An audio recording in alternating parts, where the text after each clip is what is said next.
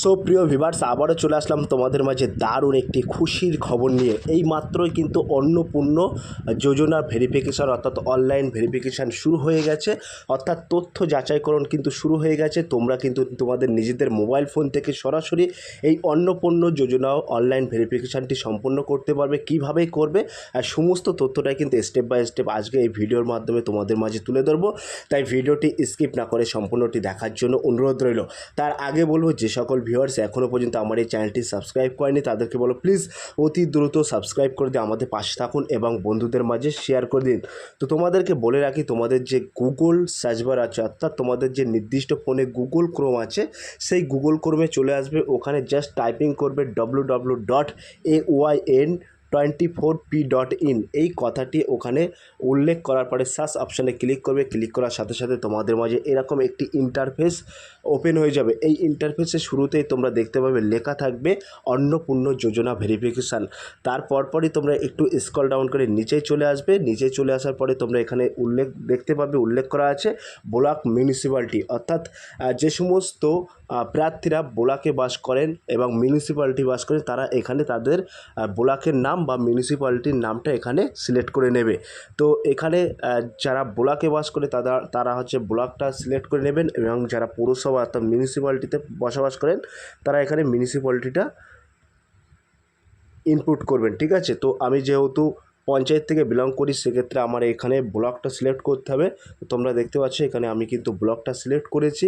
তো এইমাত্রই কিন্তু এই পেজটি ওপেন হয়েছে, সেক্ষেত্রে কিন্তু এই ওয়েবসাইটে অনেকটা চাপ আছে, তো একটু কিন্তু দেরি হতে পারে। ঠিক আছে, তারপরে দেখতে পাচ্ছ এটা সাবমিট হয়ে গেল। হওয়ার পরে তোমরা দেখতে পাচ্ছ এখানে উল্লেখ করা আছে গ্রাম অর্থাৎ জিপি অর্থাৎ গ্রাম পঞ্চায়েত এবং ওয়ার্ড। তো যারা গ্রাম পঞ্চায়েত থেকে বিলং করছেন তাদের গ্রাম পঞ্চায়েত এখানে সিলেক্ট করতে হবে। যারা ওয়ার্ড থেকে বিলং করছে অর্থাৎ মিউনিসিপ্যালিটি থেকে বিলং করছেন তারা ওয়ার্ড এখানে সিলেক্ট করবে। এখানে হাত দিলে টাচ করার পরে অনেকগুলো তোমরা দেখতে পাবে অপশান দেখতে পাবে। তা আমি কোন পঞ্চায়েত থেকে বিলং করছি সেই পঞ্চায়েতটা আমি এখানে সিলেক্ট করে নেব। সিলেক্ট করার পরে লাস্ট তোমাদের যে লক্ষ্মী ভাণ্ডারের টাকা যে ব্যাঙ্ক অ্যাকাউন্টে টাকা ঢুকতো সেই ব্যাঙ্ক অ্যাকাউন্টের লাস্ট 4টে ডিজিট এখানে বসাবে, অর্থাৎ 4টে সংখ্যা বসাবে। বসানোর পরে তোমরা দেখতে পাবে নির্দিষ্ট একটি পেজ ওপেন হয়ে যাবে। ঠিক আছে, তো ওপেন হয়ে যাওয়ার পরে এখানে একটি সার্চ অপশান আছে, সার্চ অপশানে ক্লিক করলে কিন্তু নির্দিষ্ট একটি পেজ তোমাদের মাঝে শো করবে। তো তোমরা এখানে দেখতে পাবে এখানে কিন্তু একটি টাইমিং লাগছে, কারণ এইমাত্র কিন্তু পোর্টালটা ওপেন হয়েছে এবং এই ওয়েবসাইটে কিন্তু সবাই এখানে চাপ দিচ্ছে, অর্থাৎ সবাই সার্চ করছে, সেক্ষেত্রে কিন্তু এখানে একটু সমস্যা হচ্ছে। তো তোমরা এখানে দেখতেই পাচ্ছ এখানে কিন্তু উল্লেখ করা আছে নেম অর্থাৎ বেনিফিশিয়ারি নেম এবং ভিলেজ অর্থাৎ কোন গ্রাম থেকে বিলং করছেন, ফাদার নাম উল্লেখ করা আছে, স্ট্যাটাস কিন্তু পেন্ডিং। এবার তোমাদের যে কাজটি করতে হবে এখানে দেখতে পাচ্ছ আপডেট উল্লেখ করা আছে। ঠিক আছে, জাস্ট এই আপডেটে ক্লিক করতে হবে। ক্লিক করার পরে তোমাদের মাঝে আবার একটি নতুন করে পেজ ওপেন হয়ে যাবে। ঠিক আছে, তো সেই পেজটি ওপেন হওয়া পর্যন্ত আমাদেরকে একটু ধৈর্য ধরে থাকতে হবে, কারণ এই মাত্রই কিন্তু পেজটি ওপেন হয়েছে। তো এখানে কিন্তু সার্চিং হচ্ছে। ঠিক আছে, সার্চিং হওয়ার পরপরই তোমরা দেখতে পাচ্ছ এখানে আমাদের কিছু ডাটা কিন্তু এখানে শো হচ্ছে, যেমন অ্যাপ্লিকেশান আইডি, আবেদনকারীর নাম এবং মোবাইল নাম্বার এবং ফাদার নেম অর্থাৎ পিতার নাম।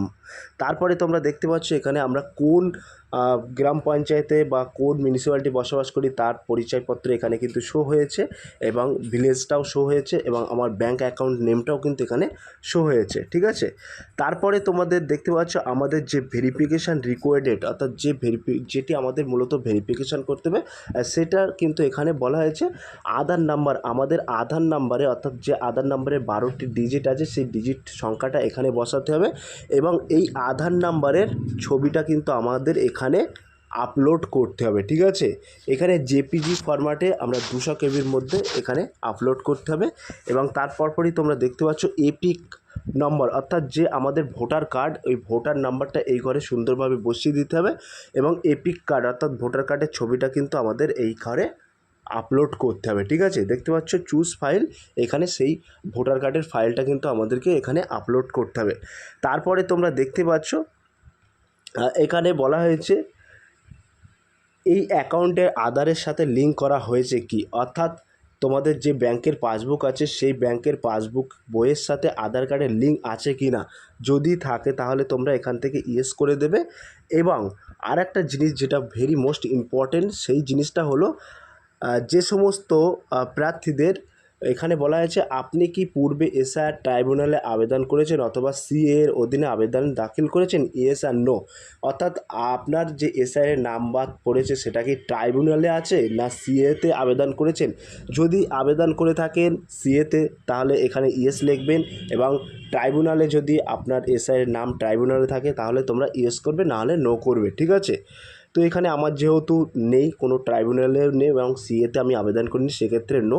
এবং এখানে যে তোমরা দেখতে পাচ্ছ এই যে চেক বক্সটা আছে, এই চেক বক্সে একটা ক্লিক করবে, এখানে টিক চিহ্ন মারবে, মারার পরে এই সাবমিট ভেরিফিকেশানে আপনারা ক্লিক করবে। ক্লিক করার সাথে সাথে কিন্তু আপনাদের এই তথ্য যাচাইকরণটা অনলাইন ভেরিফিকেশানটা কমপ্লিট হয়ে যাবে।